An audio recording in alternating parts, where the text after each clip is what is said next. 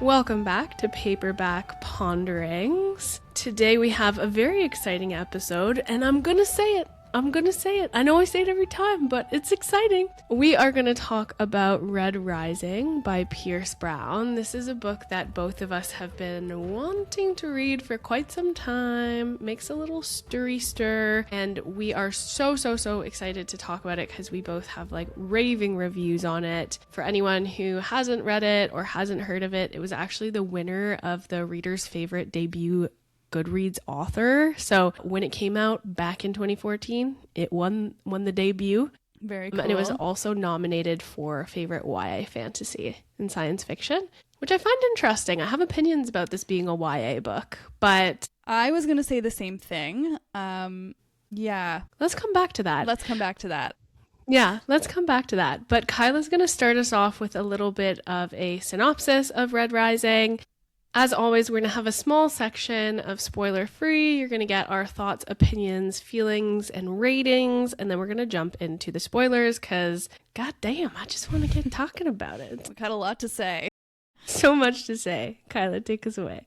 So, if you are not familiar, Red Rising is set on Mars, and it's in this futuristic society where Darrow, our main character, has grown up living in an underground mining colony or community where they are mining the precious resource that will allow them to colonize Mars and live on the surface of Mars in the future. So he has grown up believing that him and his community members underground are fighting the good fight and sacrificing their lives in the mines to better humanity's future in the long run. However, he finds out very shortly on into the book that this has all been a lie and humanity has already colonized Mars. They are already living happily on the surface in a fully structured, technologically advanced society for a long time now. And they've just been lying to the Reds, which I don't know if I mentioned that it is a color-coded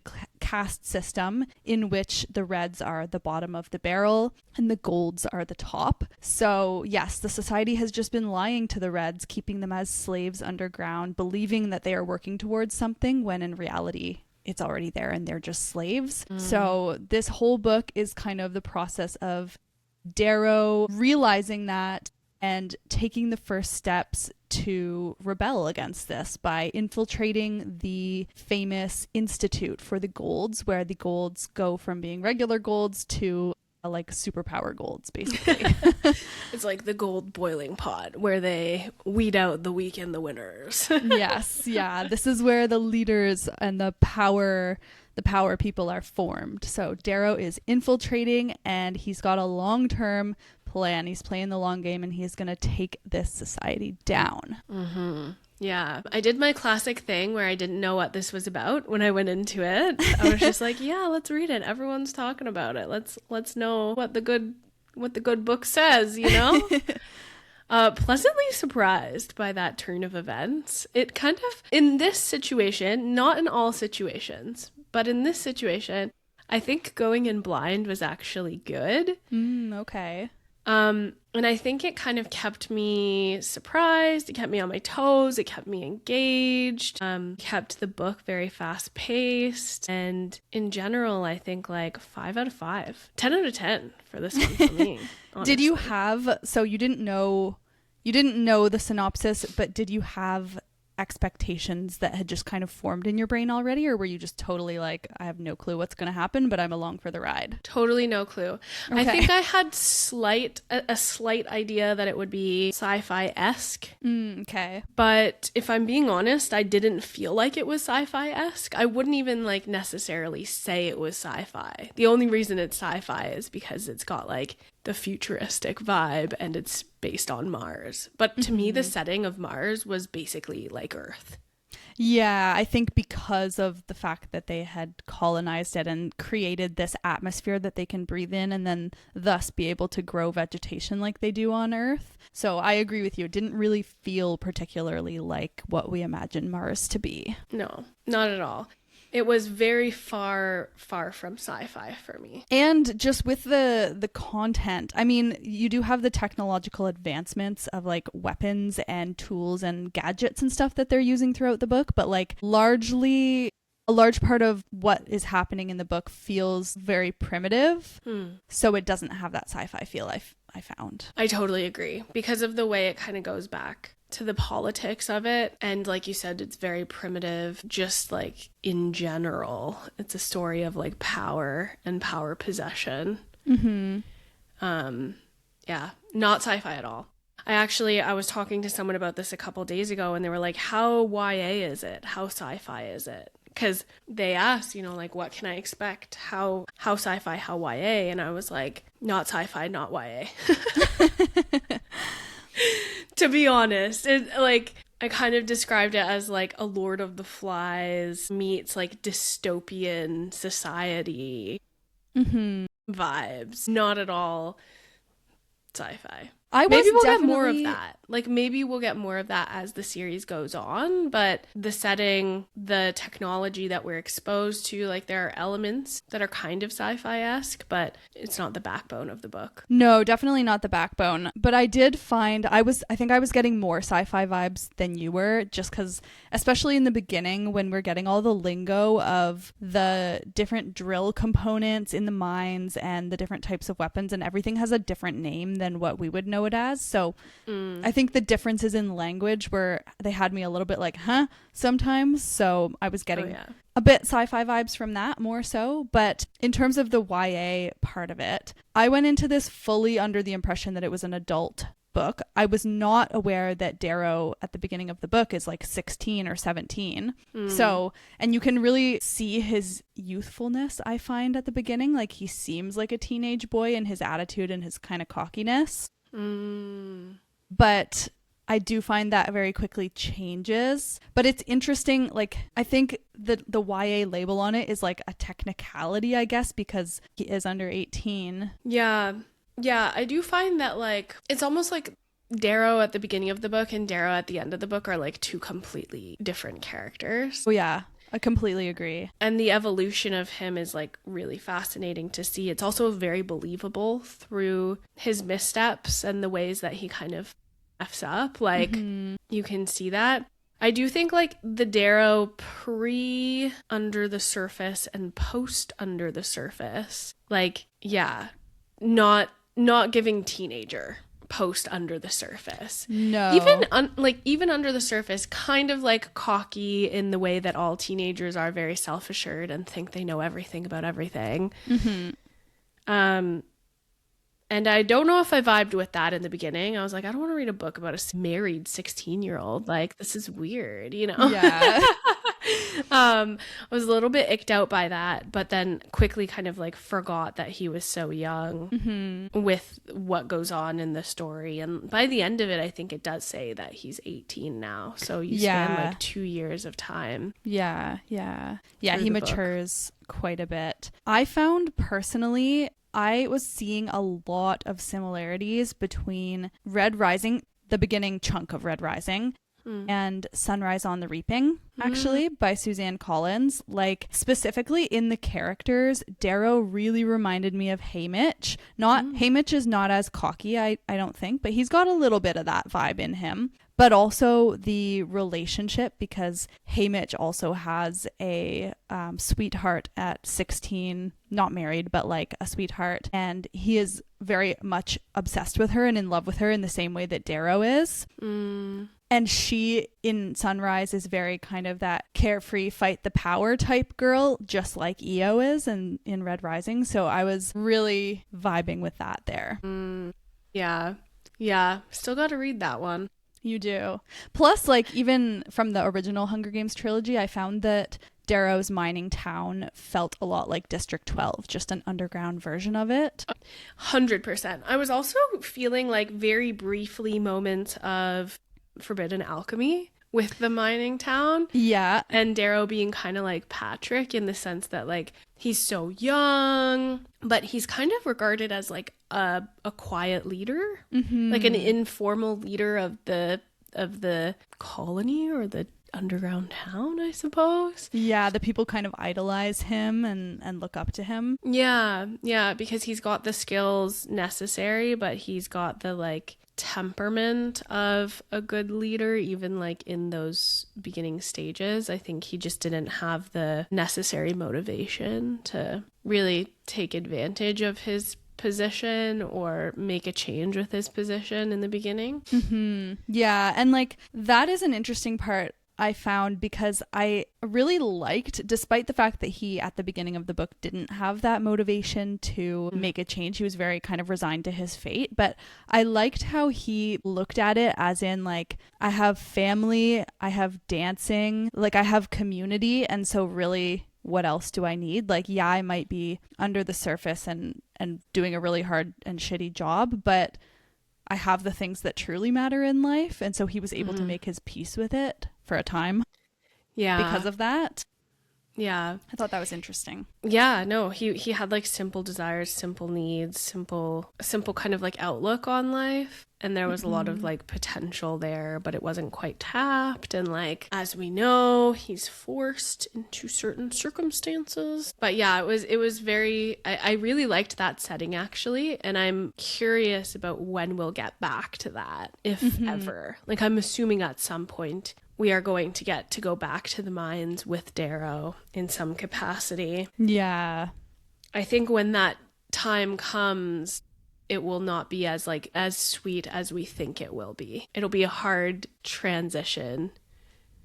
Like, I can already see where this is going in terms of where Darrow fits in the world. Yes, I think like Darrow returning, having changed as much as he has, will be quite the awakening and will not be as expected for him, how he maybe expects it to be. But yeah. But definitely did not get YA from this book. No, it was pretty graphic. Well, I mean, very, there's like, just violently graphic, and like the references to rape and stuff. Like, I was just like, okay.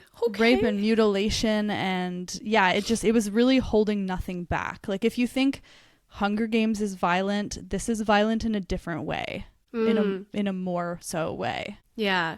What do you think of the like comparison? Because you said some folks on your side kind of like saw this as the Hunger Games, or had like parallels to draw to the Hunger Games outside of the characters, just from like a story and a plotline perspective. Did you see that? Yeah, like to a degree. I definitely understand what people mean when they compare it to the Hunger Games with what happens later on in the book. But I was seeing more of a Lord of the Flies vibe for sure, because the Hunger Games is very much like the kids are forced into the arena.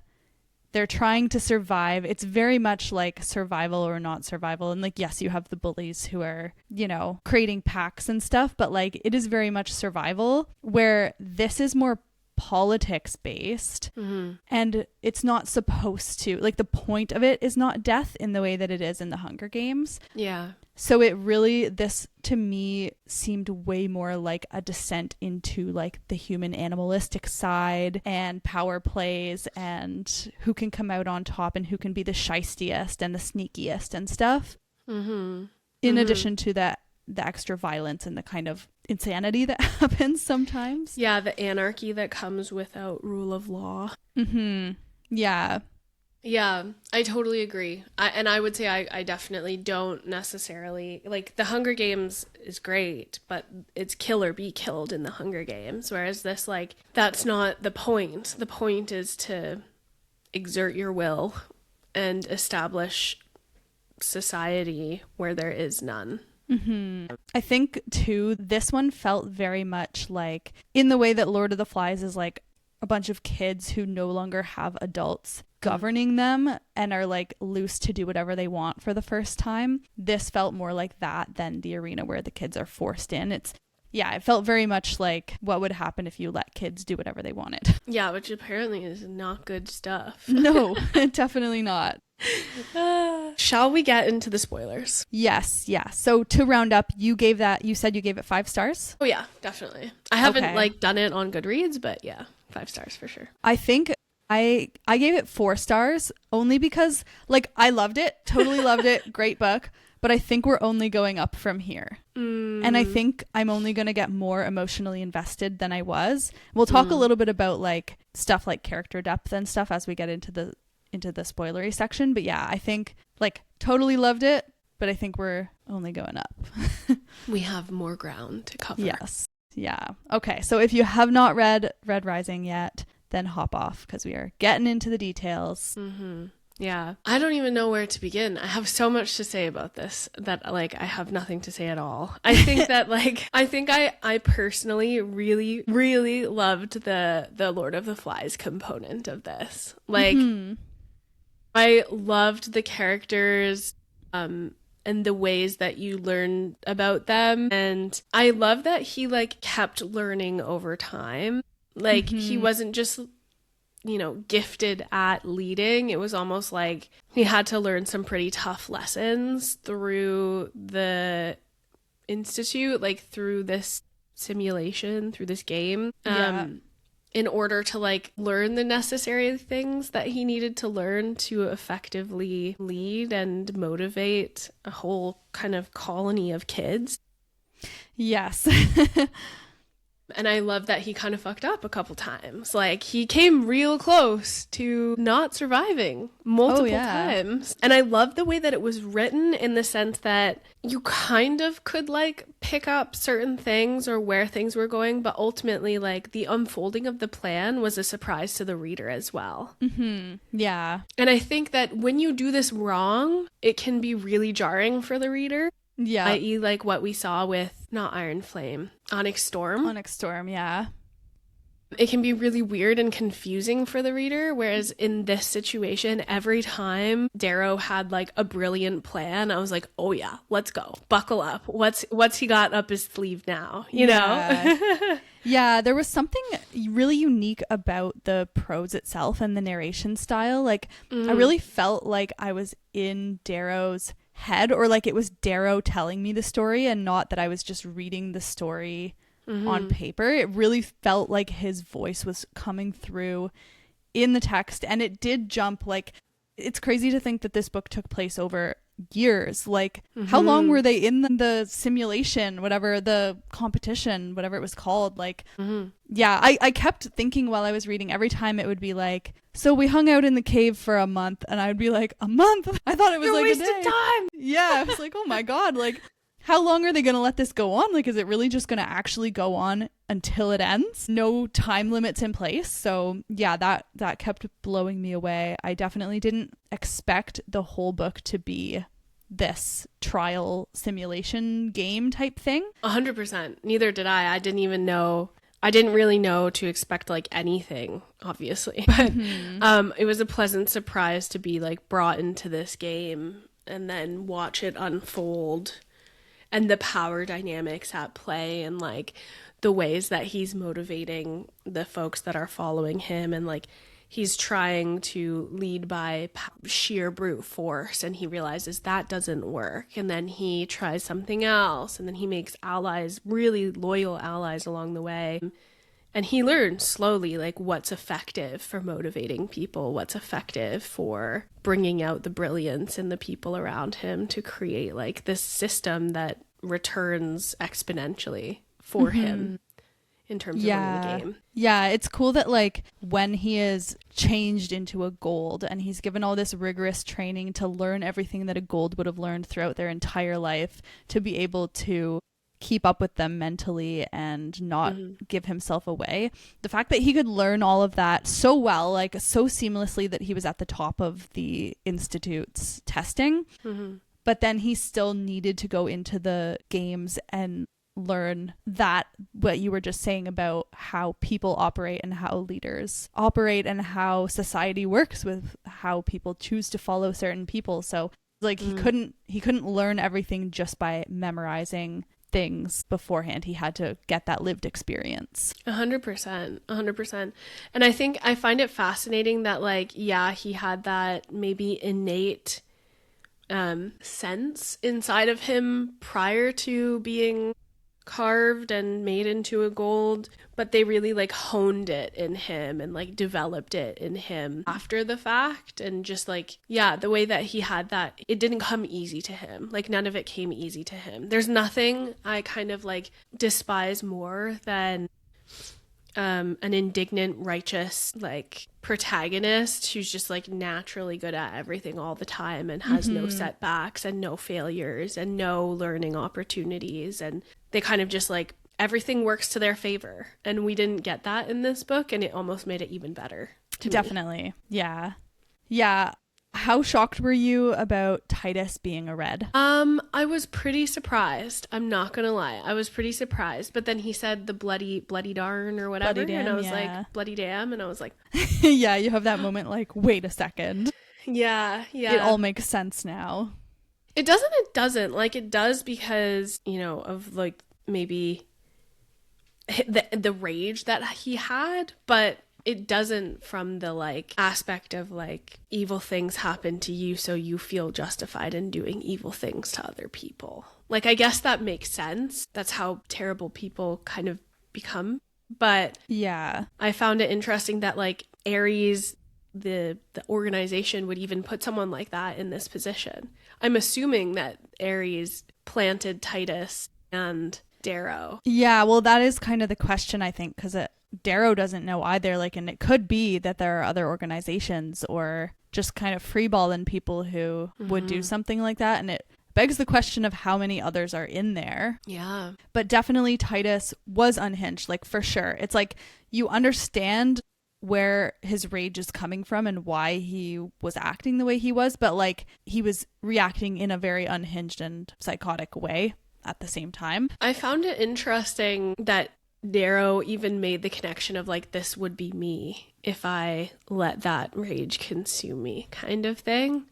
And I found it interesting even at the end when like the question of like, what drives you? Why do you do this? Like, kept coming up over and over again. And the easy answer was rage, but I think the better answer, I think he says like the answer closer to my spine is love. And I was like, oh my gosh, this is some Harry Potter shit, you know? Like, yeah, like leaning into love, not hate. Yeah. Even though he hates all these people. But he's like fixated on like seeing Eo's dream through, and that's the motivator. That's the thing that drives him. Yeah, yeah. But I do love that he is making friendships along the way, and like the lines are getting blurred a little bit, and he's realizing not all golds are bad. Some of them are great. Some of them it's just a product of their upbringing. Like, they're just a part of the society in the same way that the reds are. 100%. I was thinking the exact same thing. I was wondering like, when he does finally get back, what is the takeaway? You know, like when he gets back and all the reds are liberated and they want to start killing golds, but he has a lot of gold friends now, and he has a lot of like complex shifting opinions about the people who are also a product of their environment. Right? Yeah. Like, yes and no. It's a lot more complicated than I think in any situation, in any story like this, it's more complicated. But I think I'm excited to see Darrow's journey of realizing that he now loves golds. He has like really loyal golds who will die for him kind of in his orbit.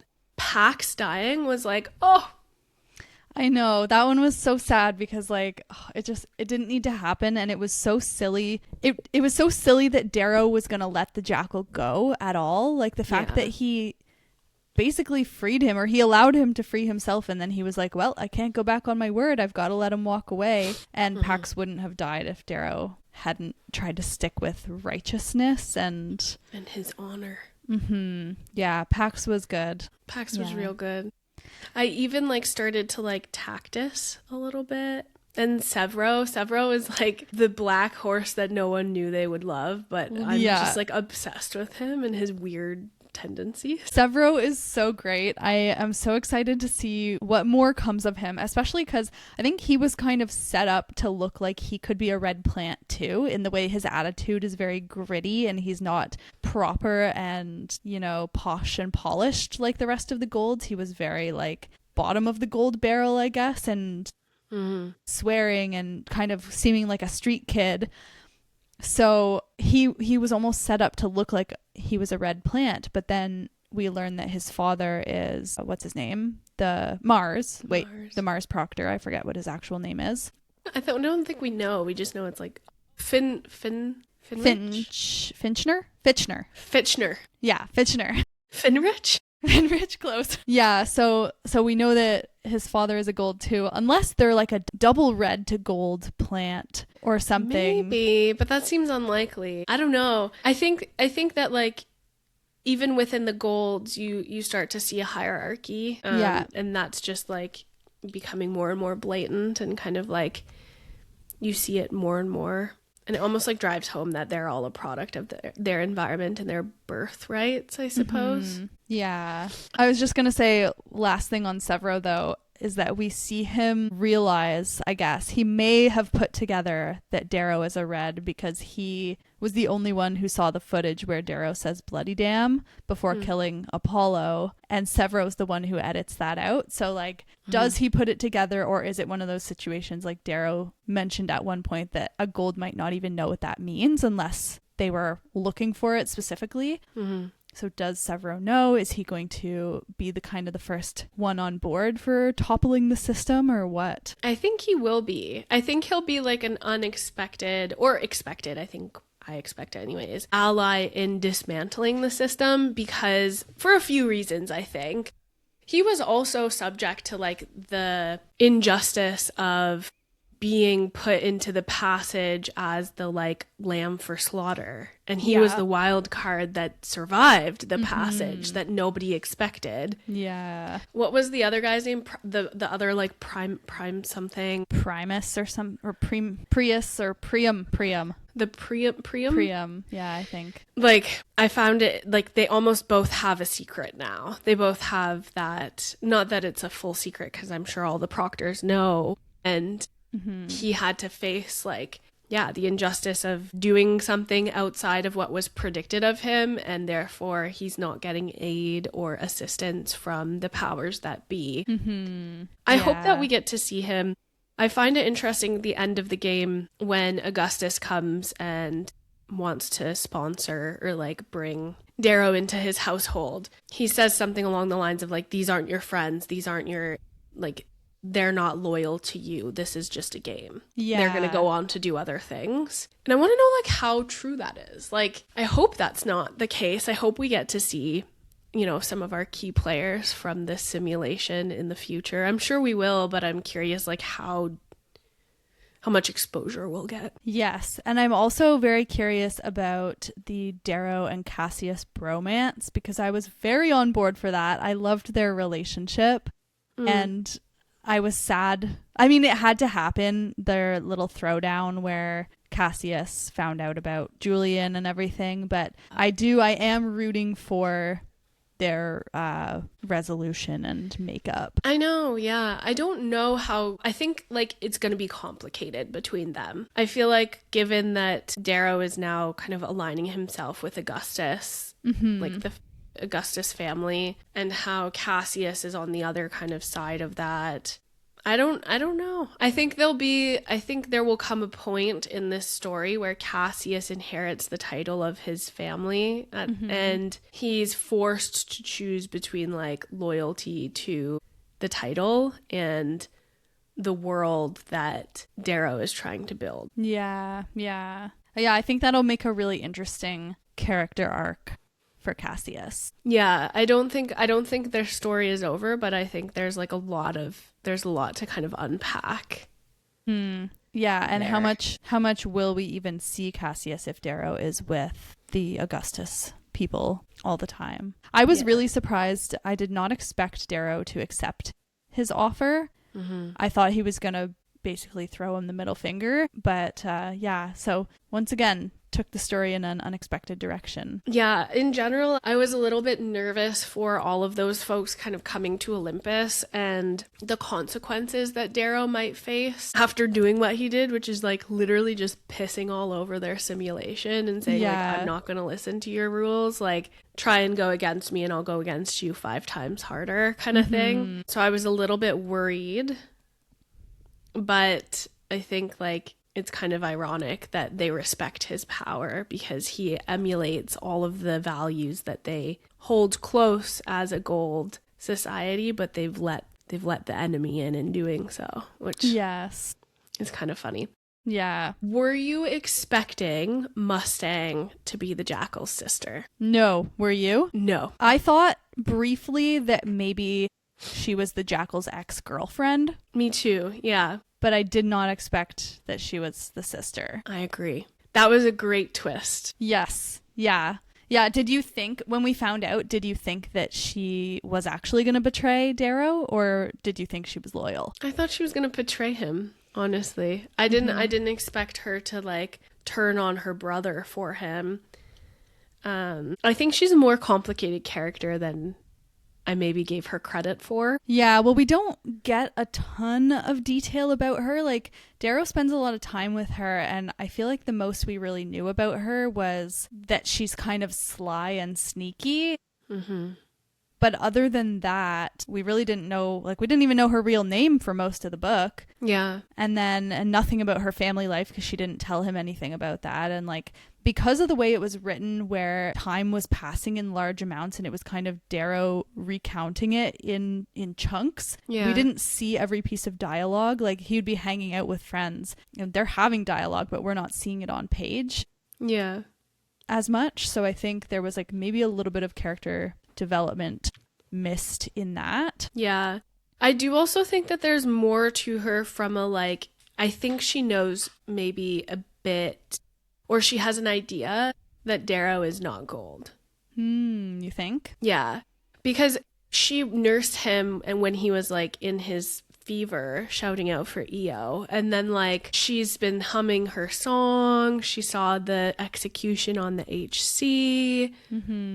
She turned on her brother. I think Mustang is like, I think she's a lot smarter than her family maybe gives her credit for. Yeah. And I think that she's starting, like, she will eventually put two and two together about Darrow's, like, true identity. Okay. I could see that. Because how could you not? Like, EO is not the most common name. He brought up the song. He asked how she knew the song. He said her name out loud. And the fact that Darrow's name was not common for golds either, and a bunch of them made comments about it, and they kind of just brushed it off. If you were Mustang and you had all these puzzle pieces, that might just be another puzzle piece that would help you put it together. Yeah. Yeah. So I have a feeling we're going to get, like, some really exciting pieces of those two. And I'm curious, like, how their relationship is going to unravel, given, like, that the dad didn't seem that pissed that she gave up her brother. Yeah. He was like, power and whatever is the most respected whatever. And I was like, oh, so you're not pissed that your daughter, like, threw your son under the bus? Yeah. To the guy who made him cut his own hand off? Yeah, that too. The fact that his prize son, that he was doing all this manipulation to have his son come out on top, and now your son came out not on top and minus a hand, like... Yeah, he's kind of a joke. Like, he's a laughingstock. Yeah. I did like, though, with Mustang and the romance development there, I liked the progression from EO to Mustang. I think it was very natural, and I think I liked how we got to see Darrow's guilt in the first time he thought about kissing Mustang, and the way that made him feel, and the way he kind of tried to just, like, pinch himself and be like, no, EO. Yeah. And the fact that he's like learning how to navigate these new feelings for Mustang, while also his whole existence is now dedicated to EO's dream and her memory. So that's an interesting balance to have. Yeah, and I think it will eventually culminate in, like, a really tough confrontation of sorts. Like, I think the only way forward is if Mustang kind of joins the red cause, really. Yeah. I don't think that there's a way that, like, because she'll figure it out. She's smart. She's very smart. Yeah. And I think, like, she'll either kind of turn on him and they'll be star-crossed lovers on opposite ends of a big war, or she'll join him, but then never be accepted by, like, the Reds. Yeah, I think both of those directions could be really interesting. We've seen a glimpse of like if she was to become star-crossed lovers with him on opposite sides of the war, like that would look similar to how we saw the two of them on opposite sides of the house war in the Institute simulation thing, only now with all this history behind them to make it more interesting. Yeah. And he doesn't act like a gold either. Like he does in some degrees, of course, but like the reason he won was because he had a firmer understanding of, I think, like the pitfalls of slavery, in the sense that like he knew that wasn't the key. He knew that fear wasn't going to instill loyalty. It was showing that they're in it together. I thought that the scene where he whipped Tactus, was it Tactus? Yeah. The scene where he whipped Tactus and then had Tactus whip him back was like so powerful and just like such a like amazing scene. I really, really, really, really, really enjoyed that scene. I know that sounds so sadistic to say. But you see him kind of learning because he had killed Titus before.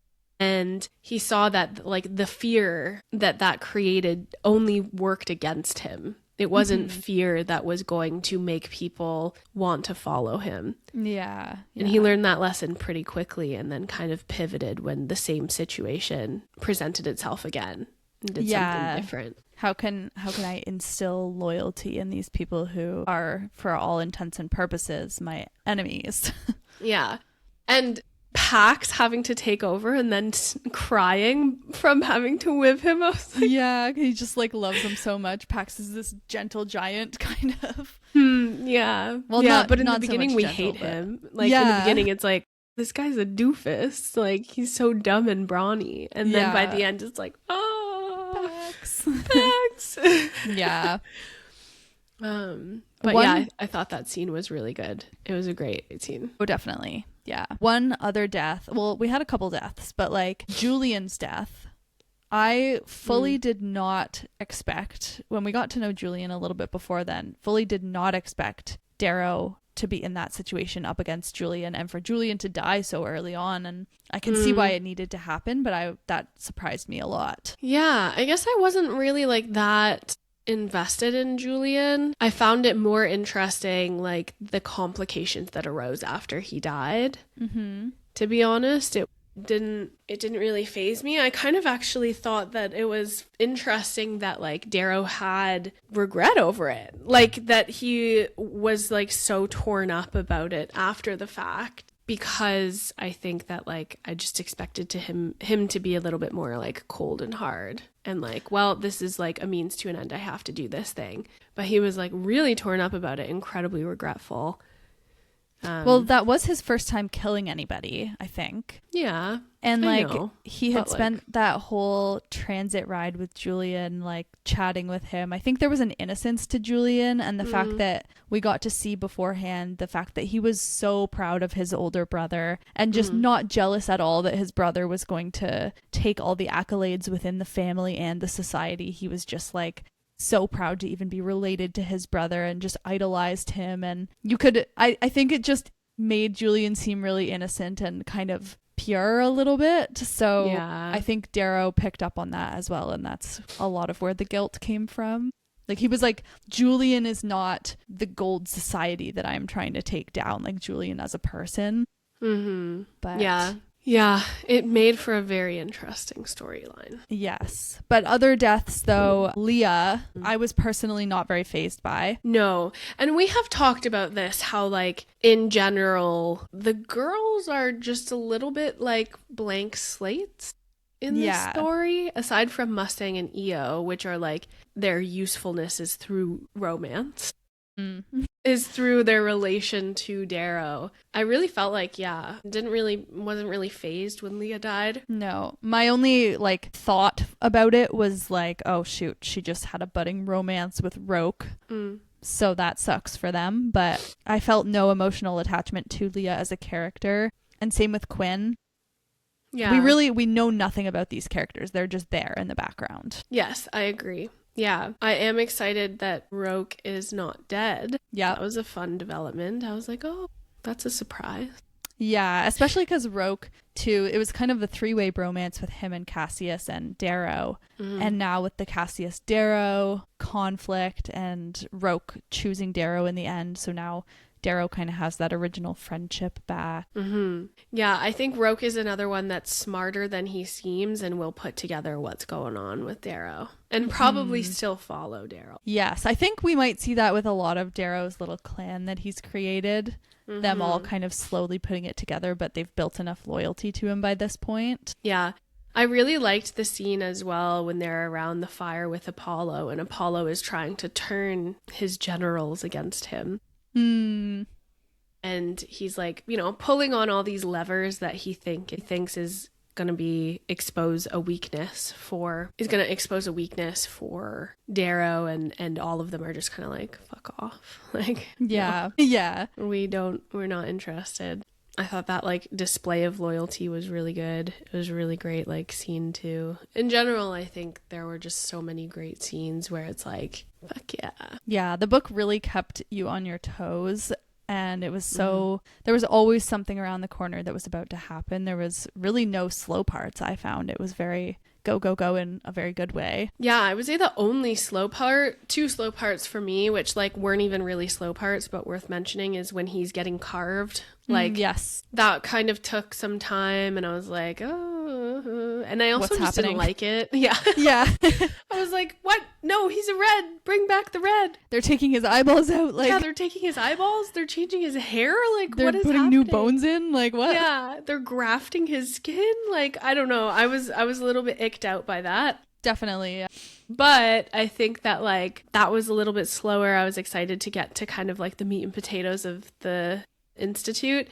And then the other one was when he's recovering from Cassius's stab wound. That one took some time too to like regain momentum because you knew he was coming back. You were just kind of wondering how. Yeah.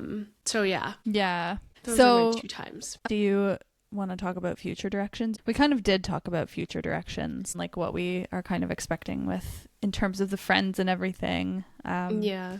At the same time, though, in terms of what's actually going to happen step by step through the next book, no clue. Like, don't know what's going to be involved with him working with Augustus, the Augustus guy, where it's going to take place, like just the structure of the plot, no clue. Yeah, but that's also kind of exciting, and I think that like to me, I kind of love that he's going to be working with Augustus, and we're still going to get Mustang, and now we're going to get to know Jackal, like the Jackal a bit more, which is kind of interesting. I was getting like psychopath vibes from the Jackal, curious to see how that like pans out, if at all. Yeah.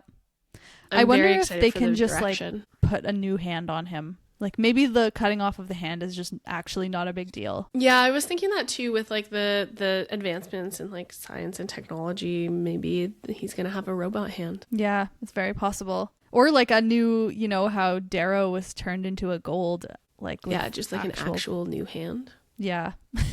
Who knows? But yeah, it could be interesting to see if Darrow creates that loyalty and friendship with the Jackal after everything, or if he is just a psychopath. Yeah, we do love an enemies to allies kind of like trajectory. I have a feeling that they will not become allies. I think like the whole psychopath elements, but also like imagine the shame as a gold of having your dad like spend an entire games trying to make you win and you still lose. Yeah. And then once you lose, you also have to welcome the guy who beat you into your home and watch your daddy love him more. Yeah, he like actually joins the family as like a foster child. Yeah. I can see that being a big source of animosity. Yeah, I think it's going to be like maybe in a couple books we can get to the point where we're on the same page, but I don't think it'll happen in the next book. Yeah. Well, we got a ways to go. We have 6 books out, another one coming. I think the 7th is going to be the final one. I also am under the impression that there's a time jump in the series after book 3.